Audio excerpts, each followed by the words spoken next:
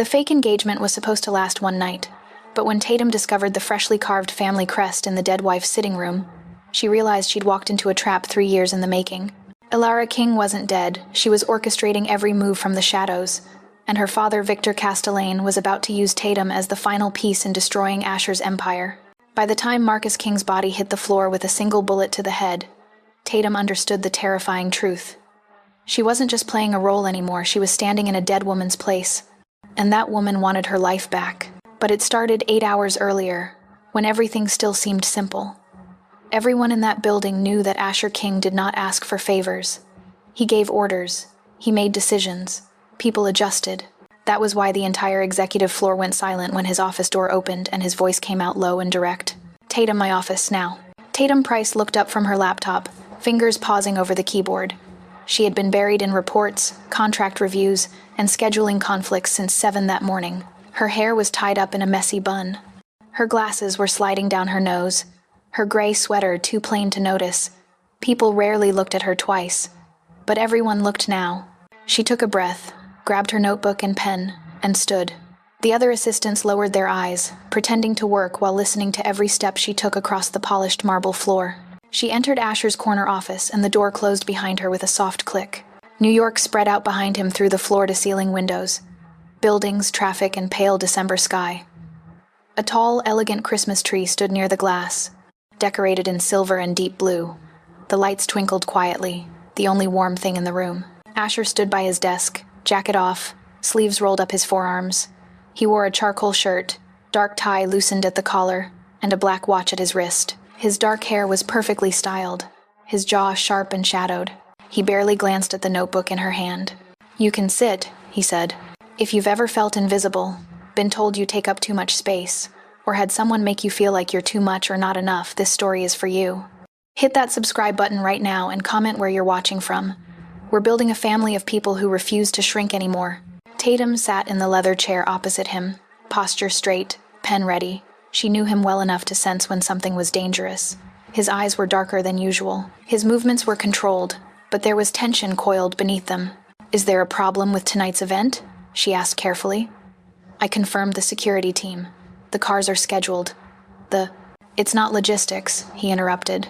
Her heart jumped at the way he said it.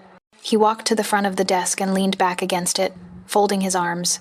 From there, he was closer to her, towering over her even when he was relaxed. He watched her for a long second, like he was measuring something in her face. But what he discovered next changed everything. "I need something from you," he said. That alone was strange. Asher did not need things from people. He took them. Tatum forced a small, professional smile. "Anything work-related, I can handle." "It's not work-related." His tone stayed flat, but his eyes did not move away. At least not directly. She frowned. "I don't understand." He took a breath like someone about to make a decision that would cost him. "My family's Christmas gathering is tonight," he said, "at the estate. There was one detail everyone missed." "I know. It starts at 8. Your aunt called 3 times to confirm your attendance." She gestured at the notebook. "You asked me to send the wine shipment to your grandmother, and they all expect me to show up with a fiancé," he cut in. The pen slipped slightly in her hand. "A fiancé?" "Yes," his jaw tightened. "And not just anyone. Someone who looks stable. Someone who makes me look settled. Someone who can convince them that the rumors about my leadership are false." She knew what rumors meant in his world. Even if no one said it out loud, the King family name carried weight that crushed people. Whispers about instability. About the first wife who vanished 3 years ago, those whispers were more than gossip. They were threats. "You want to calm the speculation," she said slowly. "I want to control the narrative," he corrected. In that moment, the entire balance of power flipped. "And you want a fiancé to show them you're stable?" She almost laughed at the idea of Asher King needing to prove anything to anyone. His expression hardened. "I want someone next to me who I can rely on," he said. "Someone who will not panic. Someone who will not ask questions I cannot answer in public. Someone who will not try to take pictures or spread stories. Someone who understands what I mean when I say it without needing explanations." Her confusion deepened. "You want a bodyguard or a girlfriend?" A short sound left his chest, not quite a laugh. "Tonight," he said, "I want both." He paused, his eyes locking onto hers with the kind of intensity that made her forget to breathe. "I want you." The notebook almost slipped off her lap. "Me?" she repeated. Yes. He did not look away. I want you to go with me tonight as my fiancé. Her throat went dry. I'm sorry. What? One wrong move, and everything would fall apart. You heard me. He straightened, placing both hands on the edge of the desk. You know my schedule better than I do. You are calm under pressure. You know when to speak and when to stay silent. You already protect my reputation in public. Tonight, you will do the same thing, just in a different role. As your fake fiancé, she said slowly. Correct. She stared at him, trying to understand if this was some kind of test, some exercise in loyalty that she was failing. But your family knows I'm your assistant, she said. They know I exist. They know I have an assistant. His voice turned slightly impatient. They don't know who you are. They have never seen you. As far as they are concerned, you are a name in my contacts list. She looked down at herself. Gray sweater, plain skirt, minimal makeup, glasses that hid half her face, hair tied back because it was easier that way. I don't look like the kind of woman your family expects, she said quietly. What do you think they expect? He asked. Someone glamorous, someone used to your world, someone who... She hesitated. Someone who looks like she could replace the first one. But there was one thing he didn't know about his closest ally. The temperature in the room dropped. Asher's expression went very still. Do not, he said quietly, mention her name tonight. Not to me, not to anyone in that house. Tatum's pulse hammered in her throat. I'm sorry. I didn't mean... She is gone. His voice was ice. She has been gone for 3 years. And tonight is not about her. It is about me stabilizing my position before the board questions whether I am fit to lead. Do you understand? She nodded, though her hands were shaking. He exhaled slowly, his control returning. There will be a dress delivered to your apartment by 6. A car will pick you up at 7:30. You will wear what I send. You will smile. You will stay close to me. And you will not ask questions about things you see or hear in that house. Are we clear? He couldn't explain why, but danger was closing in. Tatum wanted to say no, wanted to stand up, walk out, and pretend this conversation never happened. But she thought about her rent, her student loans, the medical bills from her mother's surgery last year that still haunted her credit score. She thought about the fact that jobs like this, jobs that paid what Asher paid, did not come twice. One night, she said, her voice steadier than she felt. One night, he confirmed. And then everything goes back to normal. His eyes flickered with something she could not name. Yes.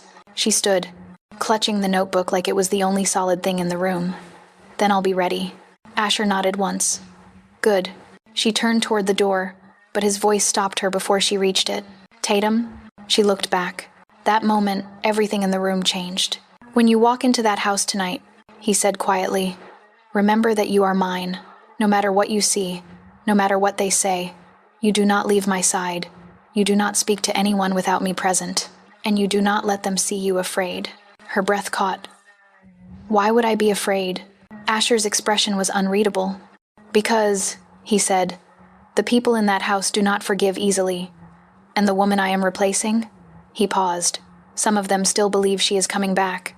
The door closed behind her with a soft click, and Tatum stood in the hallway, heart pounding, knowing that she had just agreed to something far more dangerous than a simple lie. She had agreed to become the ghost of a woman who might still be alive. But this wasn't even the most shocking part. The dress arrived at 6:15 in a black garment bag with no label, no card. Just the kind of anonymous luxury that screamed money louder than any logo ever could. Tatum unzipped it slowly, half expecting something ridiculous. Something that would make her look like she was playing dress-up in someone else's life. Instead, she found a floor-length gown in midnight blue silk that caught the light like water, elegant and understated in a way that made her throat tight. There were shoes, a clutch, even jewelry in a separate velvet box diamonds that looked real because they probably were. She showered, dried her hair, and for the first time in years, actually styled it instead of just tying it back. She applied makeup with hands that shook slightly, following a tutorial she'd watched on her phone. When she finally stepped into the dress and zipped it up, she barely recognized the woman staring back at her in the mirror. The dress fit perfectly, hugging her waist and falling in clean lines to the floor. The neckline was modest but striking. Her hair fell in soft waves past her shoulders. Without the glasses, without the oversized sweater, without the armor of invisibility she wore every day, she looked like someone who belonged in Asher King's world. What followed next was completely unexpected. The car arrived at 7:30 exactly. Tatum grabbed the clutch, took one last look at herself, and walked out into the cold December night. The driver opened the door to a black Mercedes with tinted windows. She slid inside, and her breath caught. Asher sat in the back seat, dressed in a perfectly tailored black suit with a dark shirt open at the collar. He looked up from his phone as she entered, and for the first time since she'd known him, Asher King went completely still. His eyes tracked over her face, her hair, the dress, and something shifted in his expression. Something she couldn't name but felt like heat against her skin. "Tatum," he said quietly. "Is it acceptable?" she asked, trying to sound professional, trying to pretend her heart wasn't hammering against her ribs. "Acceptable," he repeated, his voice low. "You look," he stopped himself. "You look perfect." For the first time, he wasn't in control. The car pulled away from the curb, and the city lights blurred past the windows. For a long moment, neither of them spoke. Then Asher leaned forward slightly, his elbows on his knees, his hands clasped together in a way that made him look almost vulnerable. "There are things you need to know before we arrive," he said. "Things I should have told you earlier, but I didn't want to scare you off." "I'm already scared," Tatum admitted. His mouth twitched, not quite a smile. "Good. Fear keeps you sharp." He exhaled slowly. "My family is not like other families. They don't ask questions to be polite. They ask to find weaknesses. They will test you. They will try to separate us. And some of them," he hesitated, "some of them will try to compare you to her. Your first wife," Tatum said quietly. "Ellara." The name came out like a wound. "Her disappearance was sudden, violent. We were at the estate, this same estate we're going to tonight. There was an argument. She left the main house and walked toward the gardens. She never came back." He knew something that no one else in the building did. Tatum's blood went cold. "What happened?" "We don't know." His jaw tightened. "We searched for weeks, months. The police found nothing. No body, no evidence, no witnesses, just gone." "But you think she's dead?" Asher's eyes met hers, and in them, she saw something dark and complicated. "I think," he said carefully, "that if she were alive, she would have come back by now. Or she would have made her presence known. Ellara was not the kind of woman who disappeared quietly. Unless she wanted to disappear," Tatum said. His expression went very still. "Yes," he said softly, "unless she wanted to disappear. But the real question was, who planned it?" The car turned off the main road onto a private drive lined with bare trees and old stone walls. In the distance, Tatum could see lights, hundreds of them, strung through the branches and along the roofline of a mansion that looked like it had been pulled from another century. "When we walk in there," Asher said, "you stay with me. You don't wander. You don't explore. And if anyone asks you about Ellara, you tell them you never met her. Do you understand?" Tatum nodded, though every instinct in her body was screaming to run. The car stopped in front of the mansion's entrance, and Asher stepped out first, then turned and offered her his hand. His grip was warm, steady, and possessive in a way that made her pulse jump. They walked up the stone steps together, and the front doors opened before they reached them. He had no idea the night would end in blood. Inside, the house was a masterpiece of old money and older secrets, high ceilings, crystal chandeliers, and the kind of silence that came from walls that had witnessed too much. A servant took their coats without speaking. Christmas garlands draped the banisters. White lights glittered everywhere. But the atmosphere was wrong. Too quiet, too watchful. This wasn't a celebration. This was a performance. And everyone was waiting to see if she would fail. Asher's hand moved to the small of her back, guiding her forward into the main hall, where dozens of people stood in small clusters, champagne glasses in hand, their conversation stopping the moment Asher and Tatum appeared. The silence stretched. Eyes tracked over Tatum with the kind of cold assessment that made her feel like a specimen under glass. Then the whispers started soft, vicious, spreading through the room like poison. "That's not Ellara. Who is she? Where did he find her?" What he didn't know was that someone was watching. Asher's hand pressed more firmly against her back, and he leaned in close enough that his breath brushed her ear. "Breathe," he whispered. "They're looking for weakness. Don't give them any." Tatum lifted her chin and forced herself to meet the stares with something that felt like confidence but was really just terror wearing a mask. An older woman in a silver gown approached them, her expression sharp and assessing. She looked like Asher, same dark eyes, same aristocratic features, but where Asher's face held controlled power, hers held cold judgment. "Asher," the woman said, her voice carrying across the room. "You brought a guest." "Aunt Caroline," Asher replied smoothly. "This is Tatum Price, my fiancé." If people who tear others down for existing make your blood boil like they do mine, hit that subscribe button and join us. Drop a comment telling us where you're watching from. Let's stand together against everyone who's ever made someone feel worthless. The word landed like a bomb. The entire room seemed to inhale at once. Caroline's eyes narrowed, tracking over Tatum with surgical precision, cataloging every detail, every flaw, every sign that this woman was not who she claimed to be. Fiancé, Caroline repeated, her voice dripping with skepticism. How sudden? Not sudden, Asher corrected. Private. And when exactly did this happen? That's not your concern, Asher said quietly, but there was steel beneath the words. Someone in the room was lying, but who? Caroline's smile was razor-thin. Everything that happens in this family is my concern, nephew. Especially when it involves replacing someone who cannot defend herself. Tatum felt the barb land. Felt the way the room shifted to watch how she would react. But before she could speak, Asher's hand moved from her back to her waist, pulling her closer to his side in a gesture that was unmistakably possessive. Alara is not being replaced, Asher said, his voice dropping to the tone that made boardrooms go quiet. She is gone, and Tatum is here. Anyone who has a problem with that can discuss it with me directly. The threat hung in the air, unspoken but clear. Caroline's expression flickered with something that might have been anger or might have been respect. Tatum couldn't tell. Then the older woman's gaze shifted back to Tatum, and her smile turned almost pitying. Welcome to the family, dear, Caroline said. I do hope you survive it. His next decision would decide whether he lived or died. She walked away, and the crowd slowly resumed their conversations. Though the tension never fully dissipated, Asher guided Tatum through the room, introducing her to relatives whose names blurred together, whose handshakes felt like tests, whose smiles never reached their eyes. Every moment felt choreographed, every word measured, every glance weighted with meaning she couldn't fully decode. After an hour of performance, Tatum excused herself to find the restroom, needing just a moment away from the scrutiny, away from the pressure of being watched and judged and compared to a ghost. Asher reluctantly let her go, though his eyes followed her across the room until she disappeared down a side hallway.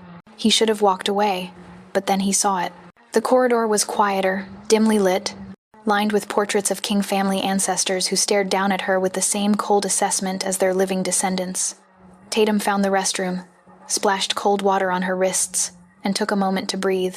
When she emerged, she took a wrong turn and found herself in a section of the house that felt older, less maintained, a sitting room with antique furniture covered in dust sheets, as if no one had been here in years. Something about the room made her pause. It felt frozen in time, preserved, like a shrine to someone who was supposed to come back. Tatum walked further in, her heels silent on the old carpet. In the corner stood a mahogany writing desk, its surface covered with a thin layer of dust. She ran her finger along the edge, and that's when she saw it. Hidden in the files was a secret that could destroy them all. Carved into the wood of the desk's drawer, small enough that you'd miss it unless you were looking closely, was a symbol, 3 interlocking circles forming a triangle, with a single line cutting through the center.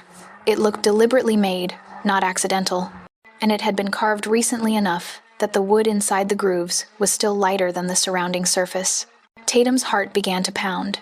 She pulled out her phone and took a quick photo of the symbol, then stepped back from the desk as if it had burned her. This wasn't random. Someone had left this mark. Someone wanted it found. Lost? Tatum spun around.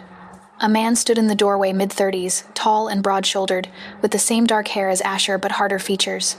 He wore a suit that looked expensive but lived in, and his expression carried the kind of casual menace that came from knowing he could hurt you and no one would stop him. He realized he wasn't alone. Someone else had arrived. I'm sorry, Tatum said, forcing her voice to stay steady. I was looking for the restroom. I must have taken a wrong turn. Must have, the man agreed, but he didn't move from the doorway. I'm Marcus, Asher's brother. Tatum, she said.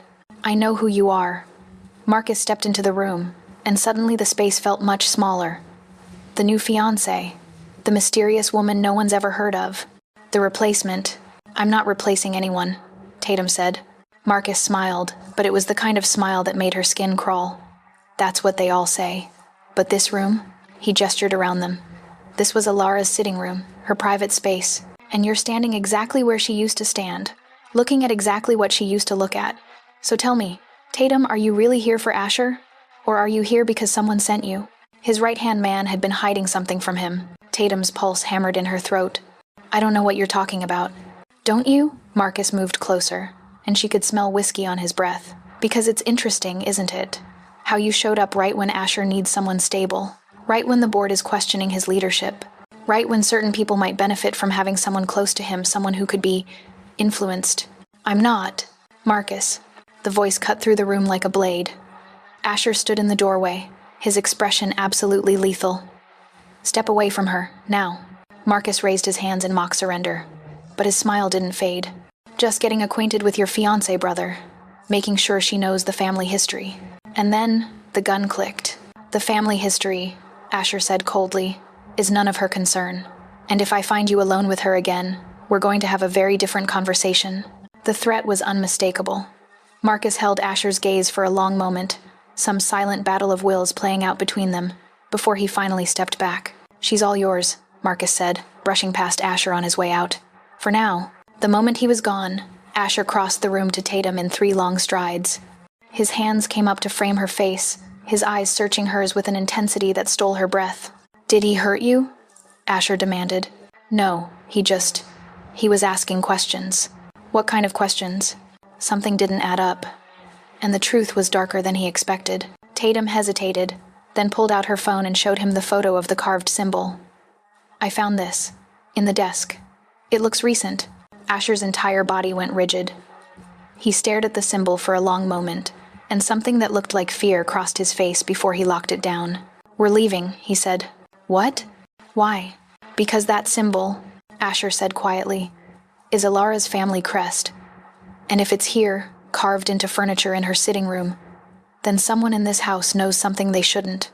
Someone in this house is sending a message. What message? Asher's eyes met hers, and in them she saw the truth he'd been avoiding all night. That she's still alive, he said, and she's watching. What she found in the envelope froze her in place. Tatum's world tilted. The ghost wasn't a ghost. The dead wife wasn't dead. And the performance she'd agreed to, the simple lie that was supposed to last one night, had just become something far more dangerous than either of them had anticipated. Because somewhere in this house, or watching from outside it, Alara King was waiting, and Tatum had just become the woman standing in her place. The car ride back to the city was silent, tension crackling between them like a live wire. Asher's jaw was tight, his hands clenched into fists on his thighs, his entire body radiating the kind of controlled fury that made Tatum press herself against the opposite door. When they finally pulled up in front of her apartment building, she reached for the handle, but Asher's voice stopped her. Don't go to work tomorrow, he said. She turned to look at him. What? Take the day off. Stay home. Lock your doors. Don't answer calls from numbers you don't recognize. Asher, you're scaring me. He trusted her, and that was his biggest mistake. Good, he said flatly. You should be scared. That symbol means someone is watching us. Someone who knows what Alara's family crest looks like. Someone who carved it recently enough that the wood is still fresh. And if they're bold enough to leave messages in her sitting room during a family gathering, then they're bold enough to make a move. Tatum's hands were shaking. What kind of move? Asher looked at her, and for the first time since she'd known him, she saw something close to helplessness in his eyes. I don't know, he admitted, but I need time to figure out who's behind this, and I need you safe while I do. Why do you care? The question came out before she could stop it. I'm just your assistant, your fake fiancé for one night. Why does it matter if I'm safe? Asher's expression shifted, something raw and unguarded flickering across his face. Because, he said quietly, you're not just anything. Not anymore. He wasn't just fighting for himself, he was fighting for family. The words hung between them, heavy with meaning neither of them was ready to name. Then Asher reached into his jacket and pulled out a sleek black phone. Not his usual one, something different. Take this, he said, pressing it into her hand. It's encrypted, untraceable. My number is the only one programmed into it. If anything happens, anything at all, you call me immediately. Do you understand? Tatum nodded, her throat too tight to speak. And Tatum? Asher's hand came up to cup her cheek, his thumb brushing along her jawline in a gesture that felt far too intimate for a man who was supposed to be her boss. Thank you, for tonight. For not running when you had every reason to. The night's not over yet, she whispered. His mouth curved into something that wasn't quite a smile. No, he agreed. It's not. This choice would define the rest of his life. She got out of the car and walked into her building without looking back, but she felt his eyes on her the entire way. Only when she was safely inside her apartment with the door locked and the chain latched did she let herself breathe. She set the encrypted phone on her kitchen counter and stared at it like it might explode. What had she gotten herself into? She changed out of the beautiful dress and hung it carefully in her closet, then washed off the makeup and pulled her hair back into its usual bun. In her bathroom mirror, she looked like herself again, plain, forgettable, safe. But she didn't feel safe. She felt like she was standing on the edge of something that would either destroy her or transform her completely. The encrypted phone buzzed once. A message from Asher. Lock the windows too. For once, he wasn't thinking like a boss, but like a man about to lose everything. Tatum walked through her apartment, checking every window, every lock, every possible entry point. When she was satisfied that she'd done everything she could, she sat down at her kitchen table and opened her laptop. She couldn't sleep, not with adrenaline still coursing through her veins, not with questions burning through her mind like acid. So she did what she always did when she needed answers. She researched. She pulled up the photo of the symbol and began searching. 3 interlocking circles forming a triangle, 1 line through the center. She tried image searches, tried looking up family crests, tried cross-referencing with the King family history. Nothing. Then she remembered something Asher had said. Alara's family crest. Not the King family. Alara's family. Tatum opened a new search. Alara King maiden name. It took 20 minutes of digging through old news articles and society page archives, but she finally found it. Alara Castellane, married to Asher King 4 years ago in a private ceremony at the King estate. Daughter of Victor Castellane, a businessman whose name appeared in connection with import-export companies and real estate developments that were almost certainly fronts for something else. But this wasn't the first time something like this had happened. She searched. Castellane family crest. And there it was. 3 interlocking circles forming a triangle, 1 line through the center. The Castellane family symbol, used for generations, supposedly representing unity, strength, and loyalty. But if Alara was dead, why would someone carve her family's symbol in her sitting room? Unless she wasn't dead. Unless she was sending a message to someone in that house. Unless she was watching, waiting, planning something that would happen when they least expected it. Tatum's hands hovered over the keyboard. She should send this to Asher. She should tell him what she'd found. But something made her hesitate, some instinct that whispered that knowledge was dangerous, that the moment she confirmed what that symbol meant, she would become even more deeply entangled in whatever game was being played between Asher and the ghost of his first wife. The encrypted phone buzzed again. Are you awake? Tatum picked it up and typed. Yes. I found something. 3 dots appeared immediately, showing that Asher was typing. Then, tell me. He didn't realize this moment would come back to haunt him. She sent him the photo of the Castellane family crest, along with the link to the article about Alara's maiden name. For a long moment, there was no response. Then the phone rang an actual call, not a text. How did you find that? Asher's voice was sharp, urgent. I know how to research, Tatum said. It's part of my job. This is not part of your job. There was something in his tone that might have been fear or might have been anger, she couldn't tell. Do you understand what this means? It means she's alive, Tatum said quietly. Or someone who knows her family well enough to use their symbol is alive. Either way, someone is watching you, and they wanted you to know it. Asher was silent for a long moment. Then, I'm coming over. What? No. It's 2 a.m. I don't care, he said. You're not safe alone, not now. Not with what you know. Asher, this was only the beginning of a much bigger war. I'm already in the car, he interrupted. I'll be there in 15 minutes. Don't open the door for anyone but me. The line went dead before she could argue. Tatum sat there in her kitchen, staring at the phone, trying to process the fact that Asher King, the man who did not ask for favors, who gave orders, who controlled everything in his world, was rushing across the city at 2 a.m. because he was worried about her. Because she'd found something that proved his dead wife might not be dead at all. Because she was now holding information that could destroy him or save him, depending on who got to it first.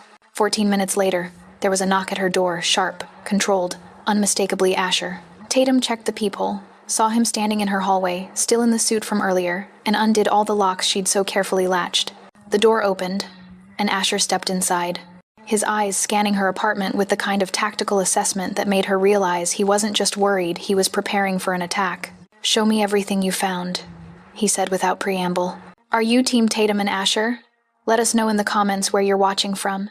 And if you haven't subscribed yet, now's the time. Tatum led him to her kitchen table and pulled up her laptop, showing him the research, the articles, the family crest matches. Asher stood behind her, close enough that she could feel the heat radiating from his body. Could smell his cologne mixed with something darker, leather and smoke and controlled danger. Victor Castellane, Asher said quietly, staring at the name on the screen. Alara's father. I should have known he'd be involved. Involved in what? Under the floorboard, he discovered a truth he wasn't ready for. Asher's jaw tightened. In making sure I never forget what I took from him. He moved away from the table, pacing to her living room window and staring out at the dark city beyond. When Alara disappeared, Victor blamed me. Publicly, he expressed sympathy. Privately, he swore that if I had anything to do with her death, he would destroy everything I'd built. My business, my family, my reputation, everything. Did you? Tatum asked quietly. Have anything to do with her death? Asher turned to face her, and the look in his eyes was so raw, so unguarded, that it made her chest ache. No, he said. But I didn't stop it either. And that might be worse. Tatum stood from the table and crossed to where he stood, moving closer than professionalism allowed, close enough to see the exhaustion carved into his face, the weight he carried in the set of his shoulders. Tell me, she said. Tell me what really happened that night. For a long moment, she thought he wouldn't answer. Then, slowly, carefully, like he was pulling out pieces of glass embedded too deep to heal, Asher began to speak. Her next words hit him harder than any bullet. Alara and I were not a love match, he said. We were a strategic alliance. Her father's connections, my family's power. It made sense on paper. But in reality, he exhaled roughly. We were oil and water. She wanted freedom I couldn't give her. I wanted loyalty she wouldn't offer. We fought constantly. That night at the estate, we had another argument.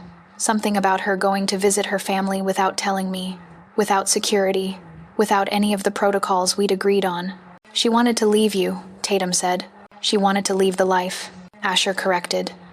She wanted out of the world we lived in, the rules, the scrutiny, the constant surveillance. She told me she felt like a prisoner. I told her she knew what she was signing up for when she married me. She said she'd rather be dead than spend another year in a cage. His voice cracked slightly. And then she walked out into the gardens, and we never saw her again. You think she ran? I think, Asher said carefully, that Alara was smart enough to disappear if she wanted to. And if she's been hiding for 3 years, if she's been planning something, if she's been waiting for the right moment to resurface. He stopped, his hands clenching into fists. Then showing up now, right when I'm trying to stabilize my position, right when I bring someone new into the picture, is exactly the kind of dramatic timing she would choose. He didn't want revenge, he needed it. Tatum felt something cold settle in her stomach. You think she's coming back? I think she never left, Asher said. I think she's been here, watching, waiting, and now she's making her move. And you... He turned to face her fully, his eyes intense and burning. You are standing exactly where she wants you. As bait, as a target, as a replacement she can destroy to prove she's still the only one who matters. Then we end this, Tatum said, surprised by the strength in her own voice. We find her. We force her to show herself. And we end this game before she makes the next move. Asher stared at her like she'd just proposed something impossible. You should be running, he said quietly. You should be telling me to go to hell and never contact you again. Why aren't you? Tatum met his gaze without flinching. Because, she said, I'm tired of being invisible. I'm tired of being someone people don't notice. And if I'm going to be seen, if I'm going to be dragged into something dangerous and complicated and potentially fatal, then I'm going to see it through. I'm going to stand next to you and help you finish this. Because that's what partners do. Partners, Asher repeated, and something in his expression shifted, something vulnerable and almost hopeful. Is that what we are? I don't know what we are, Tatum admitted. But I know I'm not walking away. Not now. Not when you need someone who can think clearly while everything else is burning down. And suddenly, he realized he was being played. Asher crossed the distance between them in 2 steps, and suddenly his hands were framing her face, his forehead pressed against hers, his breath warm against her lips. You are extraordinary, he whispered, and you are going to get yourself killed. Not if you protect me, she whispered back. I will, he said fiercely. I swear to God, I will keep you safe, even if it means burning the entire world down to do it. And then he was kissing her, not gently, not carefully, but with the kind of desperate intensity that came from someone who'd been holding back for too long. Tatum's hands came up to grip his jacket, pulling him closer, kissing him back with matching urgency, and for just a moment, the fear and the danger and the ghost of the first wife all faded into background noise. When they finally broke apart, both breathing hard, Asher rested his forehead against hers again and closed his eyes. This single decision gave him the upper hand again. "Tomorrow," he said, "we find out who carved that symbol. We find out if Alara is alive. And we end this. But tonight," his eyes opened, dark and intense and burning. "Tonight, I'm not leaving you alone. I'm staying right here, and I'm making sure nothing and no one gets to you. Do you understand?" Tatum nodded, her heart hammering against her ribs. "I understand." Asher moved to her couch and sat down, his posture alert, his eyes scanning the windows and doors with the kind of vigilance that suggested he'd done this before. Protected someone, waited for an attack, prepared to kill anyone who got too close. Tatum grabbed a blanket from her bedroom and brought it to him, but Asher just pulled her down onto the couch next to him, wrapping the blanket around both of them, tucking her against his side with a possessiveness that should have scared her but somehow felt like the safest place in the world. "Sleep," he murmured against her hair. "I'll watch."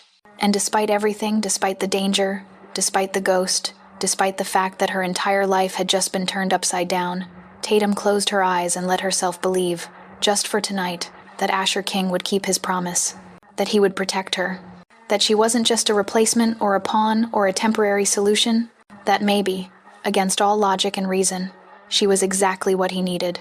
And he was exactly what she'd been too afraid to want. From here on, the rules of the game changed. The morning came too fast and too bright. Winter sunlight streaming through Tatum's apartment windows with the kind of cheerful insistence that felt wrong given everything that had happened. She woke up still on the couch, still wrapped in Asher's arms, his body warm and solid beneath her cheek. For a moment, she let herself stay there, pretending that this was normal, that waking up with her boss, her fake fiancé, her dangerous protector, was something that made sense. Then Asher's phone buzzed, and reality crashed back in.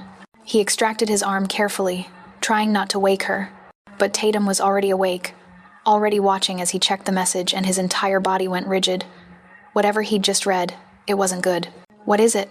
she asked. Asher looked at her, and in his eyes, she saw the confirmation of her worst fears. "Marcus is dead," he said flatly. "They found him this morning at the estate. Single gunshot to the head. Professional." Tatum's blood went cold. "The brother who cornered me last night?" "Yes." Asher stood, pacing to the window, his jaw tight with fury or grief or some combination of both. "He was killed in Alara's sitting room. Right where you found the symbol. Right where someone wanted to send a very clear message." "What message?" Asher turned to face her, and his expression was absolutely lethal. "That anyone who gets too close to the truth ends up dead. And you," his voice dropped, "you were in that room. You found that symbol. And now you're the next logical target. Everyone thought the deal went smoothly, but they were wrong." Tatum's hands were shaking. She clasped them together, forcing herself to stay calm, forcing herself to think like the assistant who solved problems rather than the woman who was terrified she'd just signed her own death warrant. "Then we move first," she said. "We don't wait for them to come after me. We figure out who killed Marcus, and we force them into the open." "We?" Asher's eyebrows rose. "There is no we in this. You are getting on a plane to somewhere far away, and you are staying there until this is finished." "No." Tatum stood, crossing her arms. "You need me. You said it yourself, I think clearly, when everything is burning down. I find patterns. I solve problems. And right now, you have a very big problem that requires someone who can research and analyze and figure out what the hell is actually happening before more people die." Asher stared at her like she'd lost her mind. "You could die," he said slowly, like she hadn't understand the first time. "I could die crossing the street," Tatum shot back. "I could die in a plane crash trying to run away. Or I could stay here, use my skills, and help you finish this.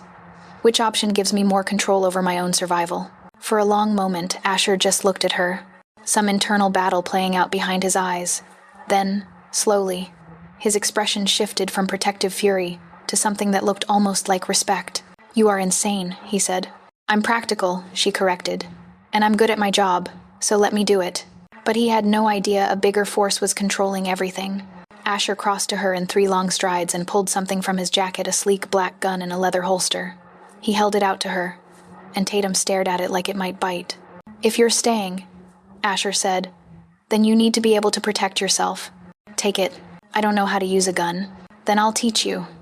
His voice left no room for argument. "But this is non-negotiable. If you're staying in my world, you carry protection. Always." Tatum took the gun, feeling the weight of it in her hand, cold, lethal, real. This wasn't a metaphor. This wasn't some dramatic gesture. This was Asher King telling her that the danger was real enough to kill, and she needed to be ready to kill back. "Why are you doing this?" she asked quietly. "Why are you trusting me with this? With your secrets? With your life? With—" she gestured at the gun. "With this?" Asher's hand came up to cup her cheek, his thumb brushing along her jawline in that same intimate gesture from the car. "Because," he said, "every person I've ever trusted has either betrayed me or left me. And you're the first person in years who looked at my world, saw exactly how dangerous it was, and decided to stay anyway. Not because you want something from me, not because you're afraid to leave, but because you actually believe you can help." "I can help," Tatum said. "I know." His mouth curved into something that wasn't quite a smile. "And that terrifies me more than anything Alara or her father could do. Because the moment I let myself rely on you, the moment I let myself trust you, I'm giving you the power to destroy me, and I'm doing it anyway." What she said next shattered his trust instantly. The weight of his words hung between them, heavy with implications neither of them was ready to fully acknowledge. Then Asher's phone buzzed again, and he stepped back, the moment breaking like glass. "We need to go," he said. "The police want to question everyone who was at the estate last night. That includes you." Tatum's stomach dropped. "What do I tell them?" "The truth," Asher said. "You were there as my guest. You got lost looking for the restroom. You found the sitting room, saw nothing unusual, and left when Marcus arrived. You did not see anyone else. You did not hear anything suspicious. And you have no idea who would want to hurt Marcus or why." "But we do know," Tatum said. "The symbol, the family crest. Someone is sending a message, which is precisely why you are not going to mention it." Asher's voice turned hard. "Because the moment you tell the police about that symbol, you become a witness. And witnesses in cases involving families like ours have a very short life expectancy. Do you understand?" Tatum nodded, though every instinct in her body was screaming that lying to the police was a terrible idea. "Good." Asher checked his watch. "We have 2 hours before we're expected at the precinct. Get dressed. Wear something professional but not memorable. And Tatum?" He waited until she met his eyes. "From this moment on, you don't go anywhere alone. You don't talk to anyone I haven't vetted. And you don't trust anyone, not my family, not the police, not even people who claim to be trying to help. The only person you trust is me. Clear?" "Clear," Tatum whispered. And as she went to her bedroom to change, leaving Asher standing in her living room with his phone and his secrets and his lethal protection, she realized that somewhere in the last 12 hours, she'd crossed a line she could never uncross. She wasn't his assistant anymore. She wasn't his fake fiancé anymore. She was his partner, his ally, his co-conspirator in a game where the stakes were life and death, and the ghost of a woman who might still be pulling the strings. And God help her, she wasn't running. She was staying to see exactly how deep this rabbit hole went, even if it killed her. The police interview lasted 3 hours. 3 hours of the same questions asked in different ways. 3 hours of detectives trying to catch inconsistencies in her story. 3 hours of Tatum maintaining the lie that she'd seen nothing unusual, heard nothing suspicious, and had no idea why anyone would want Marcus King dead. Asher sat beside her the entire time, his presence a silent wall of protection, his lawyer on the other side ensuring that every question stayed within acceptable bounds. When they were finally released, Tatum's hands were shaking from the effort of maintaining perfect composure. Asher guided her out of the precinct and into the waiting car, and the moment the doors closed, she let out a breath she'd been holding for what felt like hours. "You did well," Asher said quietly. "I lied to the police," Tatum said. "About a murder. You survived," Asher corrected. "And survival is the only thing that matters right now." He thought it was over until he noticed something strange. The car pulled away from the precinct, but instead of heading toward Tatum's apartment or Asher's office, they drove north, out of the city, toward roads that became less urban and more isolated with every mile. Tatum watched the landscape change through the tinted windows, her unease growing with every turn. "Where are we going?" she asked. "Somewhere safe," Asher said. "Somewhere they can't reach you." "Who's they?" "Whoever killed Marcus." His jaw tightened. "Whoever carved that symbol. Whoever is playing this game with Alara's ghost as their weapon."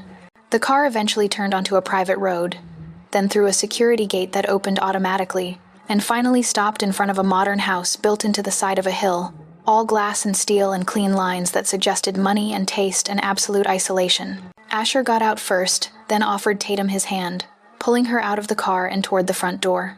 Inside, the house was minimalist and beautiful open floor plan, floor-to-ceiling windows overlooking a valley, furniture that was expensive but comfortable. This wasn't the King family estate with its old money and older ghosts. This was something else. Something personal. "Is this yours?" Tatum asked. "Yes." Asher moved through the space, checking rooms, ensuring the security system was armed. "I bought it 2 years ago. No one knows about it except my head of security. Not my family. Not my business partners, no one." "Why?" There was one detail everyone missed. Asher turned to face her, and for the first time since she'd known him, he looked almost vulnerable. "Because," he said, "even I need somewhere to hide sometimes. Somewhere the world can't reach me. Somewhere I can just be." "Yourself," Tatum finished softly. "Yes." She walked to the windows and stared out at the valley, at the forest stretching endlessly below, at the complete absence of other people or buildings or anything that connected this place to the dangerous world they'd left behind. It felt like standing at the edge of reality, like if she opened those windows and stepped through, she'd fall into some other existence entirely. "How long are we staying here?" she asked. "As long as it takes," Asher said. "My security team is investigating Marcus's murder. They're analyzing the symbol, tracking down everyone who had access to the estate that night, and pulling surveillance footage from every camera within a 5-mile radius. When they have answers, we'll know what we're dealing with. Until then," he moved to stand beside her at the window. "Until then, you and I are going to stay right here, where no one can find us, and we're going to figure out what the hell Alara wants." Tatum turned to look at him. "You really think she's behind this?" "I think," Asher said carefully, "that Alara was always 3 steps ahead of everyone else. And if she's been planning something for 3 years, if she's been watching and waiting and setting pieces in motion, then Marcus's death isn't random. It's a message. And the message is that she's ready to make her move." "What move?" "Taking back what she thinks I stole from her." His expression was grim. Her position, her power, her life as the wife of Asher King.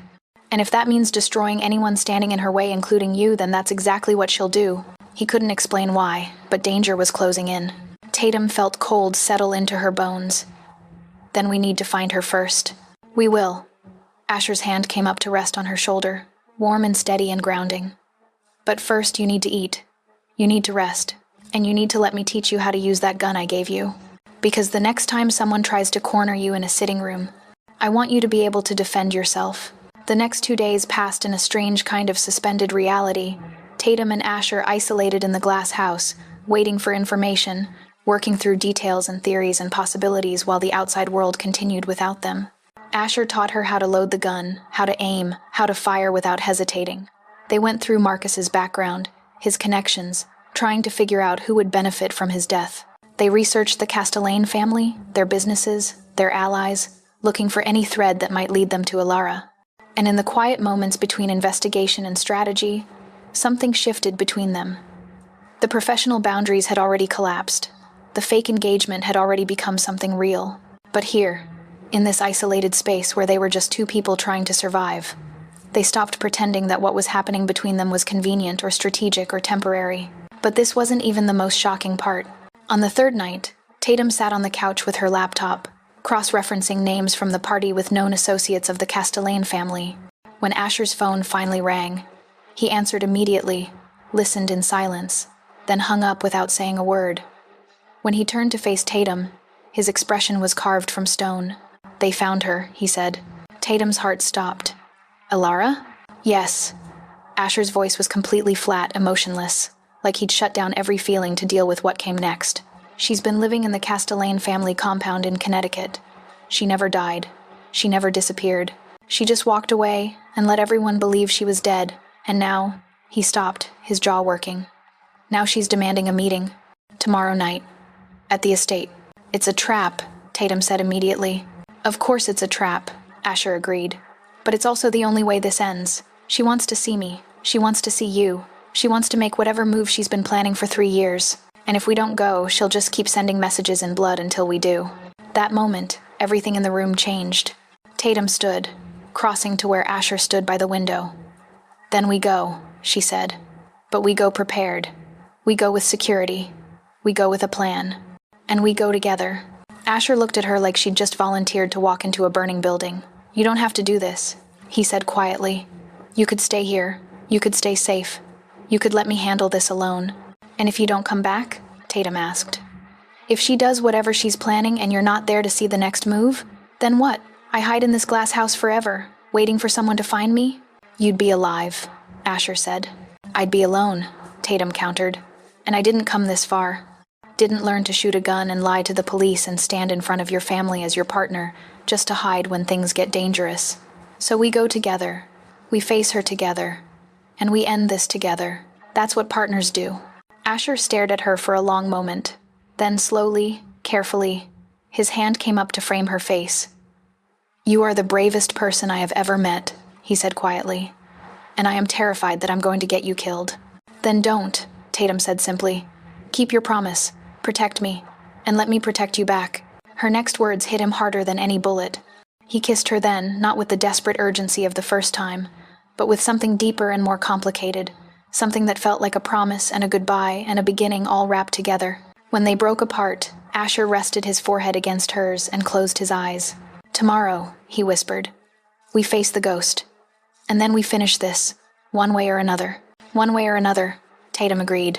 And in the silence of that glass house, surrounded by forest and isolation, and the weight of everything unsaid between them, they held each other like they were the only two people left in the world. Because tomorrow they might be. His next decision would decide whether he lived or died. The King estate looked different in daylight. Less Gothic mansion and more fortress. All stone walls and security cameras and armed guards at every entrance. Asher's security team had swept the property twice, checking for explosives or ambush points, ensuring that whatever Ilara had planned, they'd see it coming. Tatum wore another dress from the collection. Asher had sent this one deep emerald green, elegant but practical, with enough structure to hide the shoulder holster where she carried the gun he'd given her. They walked up the stone steps together, Asher's hand at the small of her back, his body angled slightly in front of hers, like even now, even knowing she could defend herself, he was preparing to take any bullet meant for her. The front doors opened before they reached them, and Caroline Asher's aunt, the woman with the razor-sharp assessment, stood waiting, her expression unreadable. She's in the dining room, Caroline said without preamble. She's been waiting for an hour. She asked for tea. Like she still lives here. Like she has any right to anything in this house. Asher's jaw tightened. Is she alone? Except for her father's lawyer, yes. Caroline's eyes flicked to Tatum, something that might have been respect or might have been pity crossing her face. You should leave, dear. Whatever happens next is family business. She stays, Asher said flatly. She's with me. That makes it her business. In that moment, the entire balance of power flipped. Caroline's eyebrows rose, but she didn't argue. She simply stepped aside and gestured toward the hallway that led deeper into the house. Asher and Tatum walked together, their footsteps echoing off marble floors, until they reached a set of double doors. Asher paused just outside them, his hand coming up to rest against the wood, and for just a moment, Tatum saw fear flicker across his face, real, genuine fear of the woman waiting on the other side. Then he squared his shoulders, pushed open the doors, and walked in. Ilara King sat at the head of a long mahogany table, teacup in hand, looking exactly like the ghost she was supposed to be. She was beautiful in the way that powerful women were beautiful. Sharp cheekbones, dark hair pulled back in an elegant twist, eyes that missed nothing and forgave less. She wore a cream suit that probably cost more than Tatum's entire wardrobe, and she looked at Asher with an expression that was equal parts longing and fury. "Hello, husband," Ilara said. "You're not my wife," Asher said coldly. "You gave up that title when you disappeared for 3 years, and let me believe you were dead." For the first time, he wasn't in control. "I never said I was dead," Ilara corrected. Everyone simply assumed. "And you," her eyes flicked to Tatum. "You were so eager to move on, so eager to find a replacement. Tell me, is she as good as I was? Does she understand your world the way I did? Or is she just another assistant playing dress-up in clothes too expensive for her to appreciate?" Tatum felt the words land like a physical blow, but she kept her expression neutral, her body language calm. This was a test. This was Ilara trying to find weakness, trying to break her, trying to prove that Tatum didn't belong in this world. "She's not a replacement," Asher said, his voice dropping to the tone that made rooms go quiet. "She's my partner, the woman I trust, the woman who stayed when she had every reason to run, which is more than I can say for you." Ilara's smile was cold and sharp. "Is that what you tell yourself? That I ran?" She set down her teacup with deliberate precision. "I didn't run, Asher. I escaped. There's a difference. You made me a prisoner in this house, in this life, in this family that eats its own. And when I realized that you would never let me go, that you would never give me the freedom to be anything other than the perfect Mafia wife, I did what I had to do. I disappeared. I let you think I was dead, and I rebuilt my life somewhere you couldn't reach me. Something didn't add up, and the truth was darker than he expected. Then why come back? Asher demanded. Why now? Why kill Marcus and leave symbols and play games if you're so happy with your new life? Because, Alara said, standing slowly, her eyes locking onto Tatum with laser focus. You were supposed to mourn me. You were supposed to stay alone. You were supposed to spend the rest of your life knowing that you lost the only woman who ever really understood you. But instead, her gaze raked over Tatum with contempt. Instead, you found some mousy assistant and dressed her up in my clothes and paraded her around like I could be replaced. Like I was nothing. Like 3 years of marriage meant nothing. Tatum felt something cold and sharp settle in her chest. This wasn't about money or power or control. This was about ego.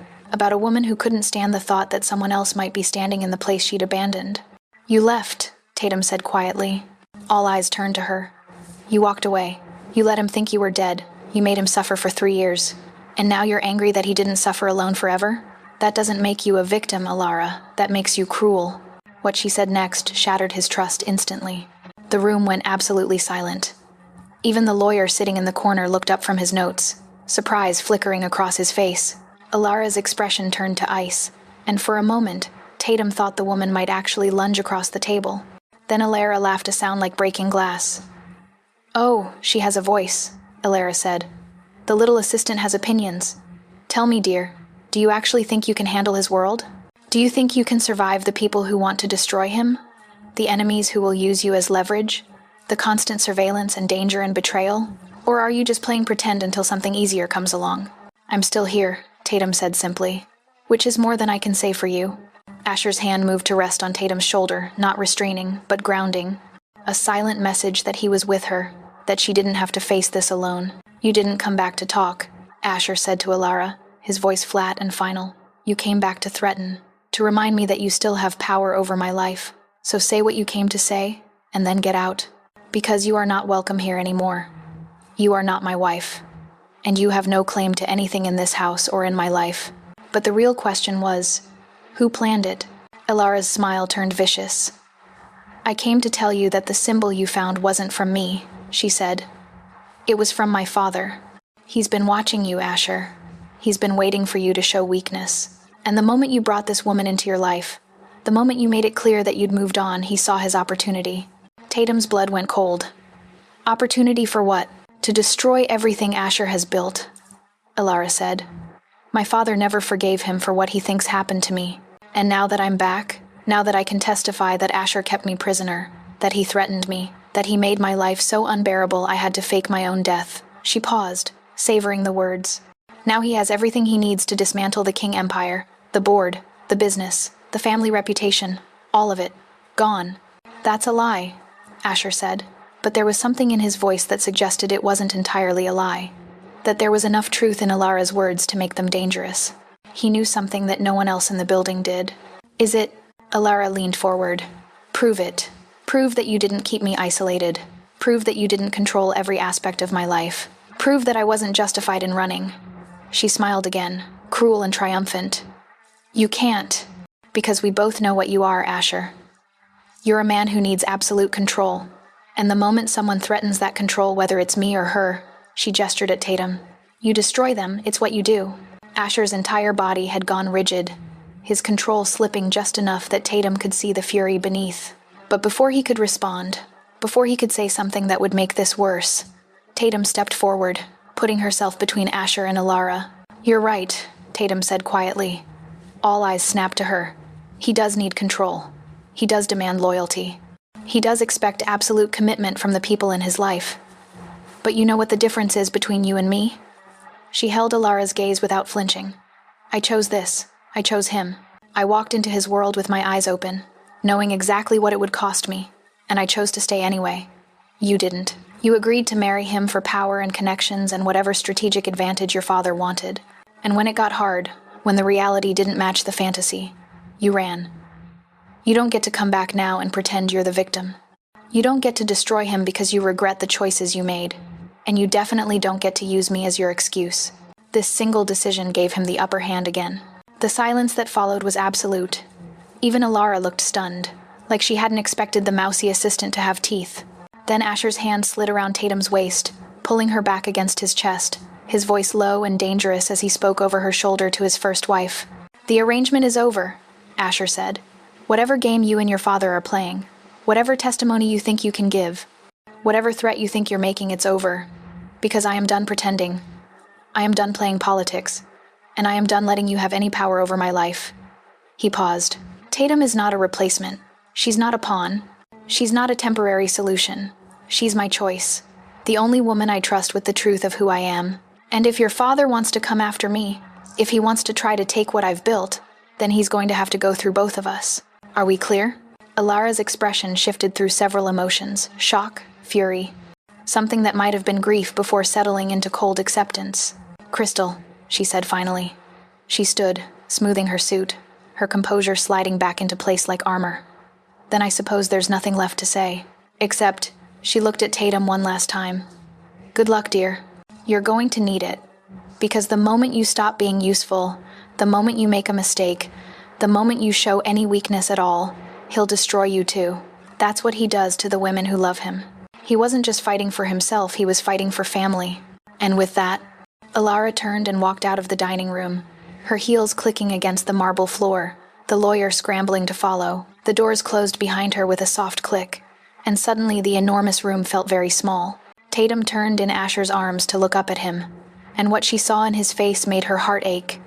Exhaustion, relief, fear, and something that looked almost like hope.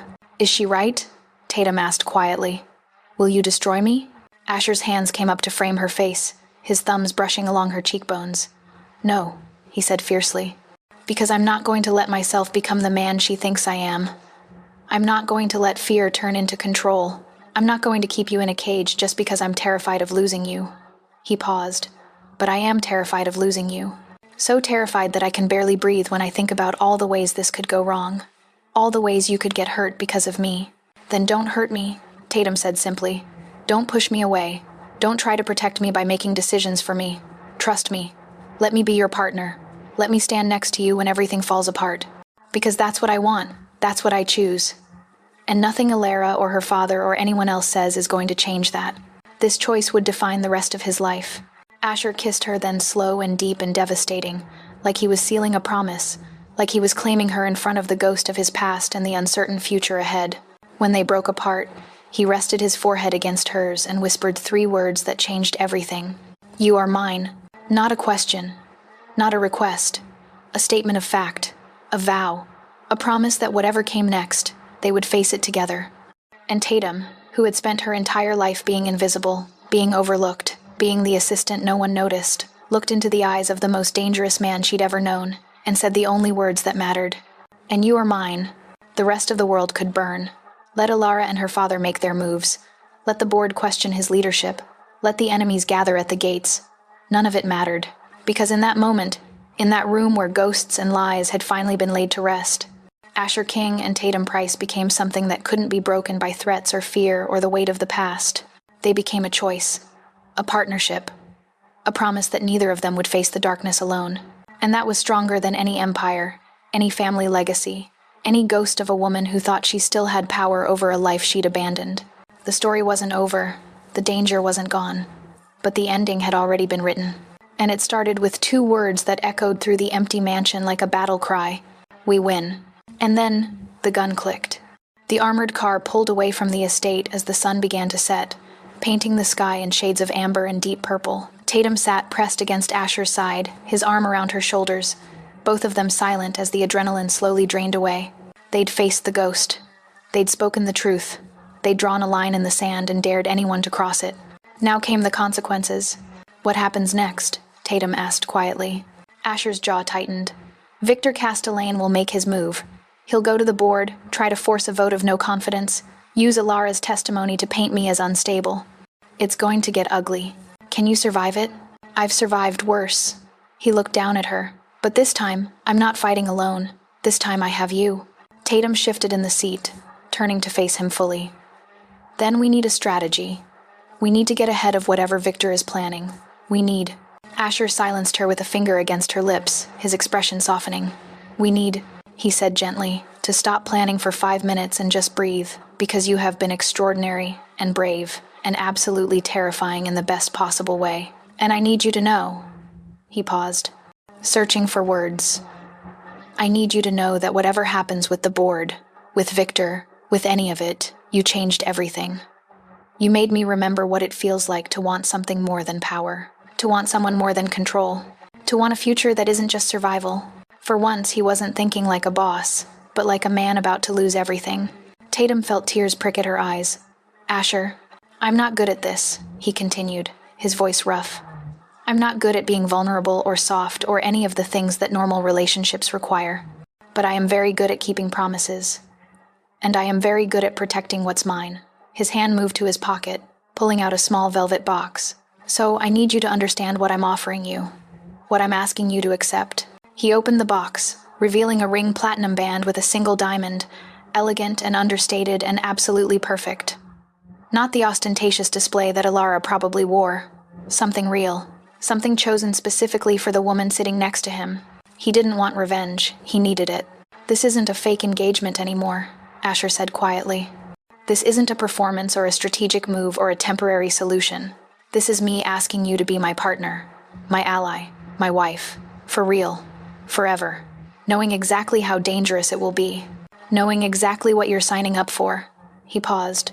Will you? Tatum stared at the ring, at the man holding it, at the impossible choice that wasn't really a choice at all, because she'd already decided. She'd decided the moment she agreed to walk into that mansion. She'd decided the moment she chose to research the symbol instead of running. She'd decided the moment she looked Alara in the eye and refused to back down. Yes, she said. Yes, I'll marry you. For real. Forever. Even though your family is terrifying and your enemies want me dead and your ex-wife thinks I'm playing dress-up. Yes. Asher's hands were shaking slightly as he slid the ring onto her finger the first time she'd seen him truly unsteady, truly uncertain. When it was in place, he pulled her against his chest and held her like she was the only thing keeping him anchored to reality. You are going to regret this, he murmured against her hair. Probably, Tatum agreed. But I'd regret walking away more. What followed next was completely unexpected. They stayed like that for the rest of the drive, wrapped around each other, the ring catching the light from passing street lamps, the weight of their decision settling over them like armor. When the car finally pulled up in front of Asher's penthouse, not Tatum's small apartment, but his fortress in the sky, he helped her out and guided her inside. The space was exactly what she expected. All dark wood and leather furniture and floor-to-ceiling windows overlooking the glittering city below. Expensive. Impersonal. The kind of place that looked like it came from a magazine, rather than being anyone's actual home. I know it's not warm, Asher said, watching her take it in. I know it probably feels like a hotel. But... He stopped. But I want you to change it. I want you to make it ours. I want to walk in here and see evidence that you exist in my life. That I'm not just living in a carefully controlled space anymore. Tatum turned to face him, this dangerous man who was offering her his world, his life, his terrifying trust. What am I to you? She asked quietly. Really? When you strip away all the strategy and the protection and the promises. What am I? He realized he wasn't alone, someone else had arrived. Asher crossed to her in 3 steps, his hands framing her face, his eyes locked on hers with absolute intensity. Mine, he said. You are mine. The woman I trust. The woman I need. The woman I... He stopped, the words catching in his throat like he'd never said them before, like they cost him something essential. The woman I love, even though I'm terrible at it, even though I'm going to make mistakes. Even though loving me is probably the most dangerous thing you could do. You are mine, and I am yours, forever. The words landed like an earthquake, reshaping everything, making the already serious vow they'd just exchanged somehow even more binding. Tatum reached up to cover his hands with hers, holding them against her face, holding his gaze without flinching. Forever, she repeated, even when it's terrifying, even when your ex-wife shows up alive, even when the board tries to destroy you, even when I want to run. Forever. And then they were kissing again. But this time it felt different, not desperate or urgent, but certain. Like they'd both finally stopped fighting against the inevitable and surrendered to the truth that had been building between them from the moment she'd walked into his office and agreed to the impossible.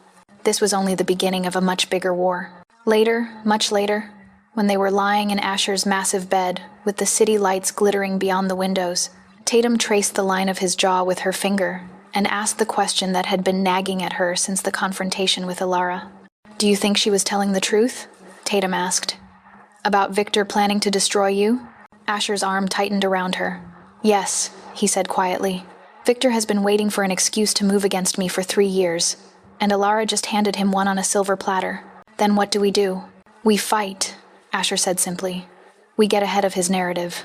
We show the board that I'm not unstable, that my leadership is solid, that my personal life is no longer a liability."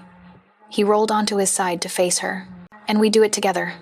You and me, the CEO and his partner, the man who built an empire and the woman who helped him keep it." "I'm still just an assistant," Tatum said. "No," Asher corrected firmly. "You're the woman who stood in front of my dead wife and refused to back down. You're the woman who researched symbols at 2 a.m. to help me solve a murder. You're the woman who looked at my world, saw exactly how dangerous it was, and chose to stay anyway. You're not an assistant anymore, Tatum. You're my partner. And tomorrow, when we walk into that office, I'm going to make sure everyone knows it." Tatum smiled against his chest. "Your family is going to hate me." "They already hate everyone," Asher said. "At least with you. I actually care what you think." They fell asleep like that, wrapped around each other, the ring on Tatum's finger catching the city lights, a symbol of the promise they'd made and the battle they'd agreed to fight together. And outside, the world continued turning. Victor Castellane continued plotting, and the ghost of Alara King faded into the background of a story that was no longer hers to tell. Because Asher King and Tatum Price had written a new ending, and nothing not ex-wives, not vengeful fathers, not boards or enemies, or the weight of an empire built on blood was going to stop them from claiming it. From here on, the rules of the game changed. The next morning arrived with winter sunlight streaming through the penthouse windows and the sound of Asher's phone buzzing incessantly on the nightstand. Tatum woke to find him already awake, staring at the screen with an expression that made her stomach tighten. "What is it?" she asked. Asher handed her the phone without a word. On the screen was a news article from one of the major financial publications. "King Empire in crisis. Board calls emergency meeting following allegations against CEO." Tatum's blood went cold as she scanned the article. Victor Castellane had moved faster than they'd anticipated. He'd already gone to the board with Alara's testimony, already painted Asher as unstable and dangerous, already positioned himself as the concerned father trying to protect the company from a volatile leader. "He's good," Asher said flatly. "I'll give him that. He waited until we left the estate, until we thought we'd won, and then he struck while we were vulnerable. What happens now?" "Everyone thought the deal went smoothly, but they were wrong. Now I get dressed, go to the office, and face the board." Asher swung his legs out of bed, his body tense with controlled fury. "And I remind them exactly who built this empire and what happens to people who try to take it from me." Tatum threw back the covers and stood. "I'm coming with you." "Tatum." "Don't," she interrupted. "Don't try to protect me by leaving me behind. You said we're partners. You said we face this together. So that's what we're doing. I'm getting dressed, and I'm walking into that building with you, and I'm standing next to you when you face them, because that's what wives do." Something in Asher's expression shifted surprise, gratitude, and something that looked like awe. "You're going to destroy me," he said quietly. "No," Tatum corrected. "I'm going to save you. There's a difference." 45 minutes later, they walked into the King Enterprises building together, Asher in a charcoal suit that made him look like he could buy and sell countries, Tatum in a slate gray dress that was professional but striking, with the engagement ring prominently displayed on her left hand. The moment they stepped into the lobby, every head turned. Whispers erupted like wildfire. "Is that really his fiancée? She was at the estate when Marcus died. I heard Victor Castellane is trying to force him out. This is going to be a bloodbath." He should have walked away, but then he saw it. Tatum kept her chin up and her expression neutral as they walked to the elevators, Asher's hand at the small of her back, his presence a wall of protection and controlled danger.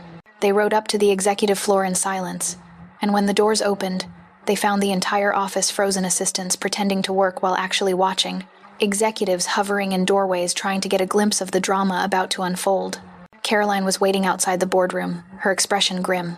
"They're already inside," she said to Asher. Victor brought 3 lawyers and a recording of Alara's testimony. "He's going for the throat." "Good," Asher said coldly. "Then he'll understand what it feels like when I rip his out." Caroline's eyes flicked to Tatum, and for the first time, Something that looked like approval crossed her face. "You're braver than I thought," she said. "Or more foolish," Tatum replied.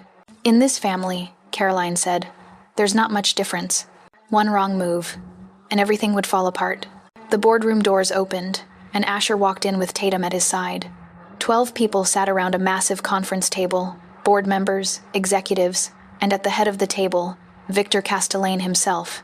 He was older than Tatum expected, probably in his 60s, but still commanding silver hair, sharp eyes, and the kind of presence that came from decades of getting exactly what he wanted through any means necessary.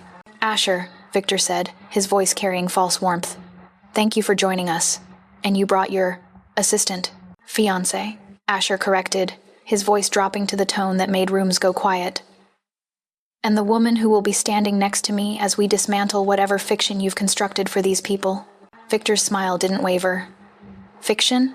Is that what you call your first wife's testimony about the psychological abuse she suffered during your marriage?" "I call it," Asher said, moving to stand at the opposite end of the table, forcing Victor to look across the entire room to meet his eyes. "A carefully orchestrated lie designed to destroy me because you never forgave me for the choices your daughter made." Elara left. She walked away. She faked her own death rather than have an honest conversation about her unhappiness. And now, 3 years later, she comes back with a story about being a victim? He shook his head. "That's not testimony. That's revenge." But he had no idea a bigger force was controlling everything. "The board disagrees," Victor said smoothly. "They've reviewed the evidence. They've heard the recording.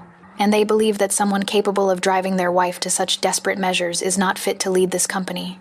Asher's expression turned lethal.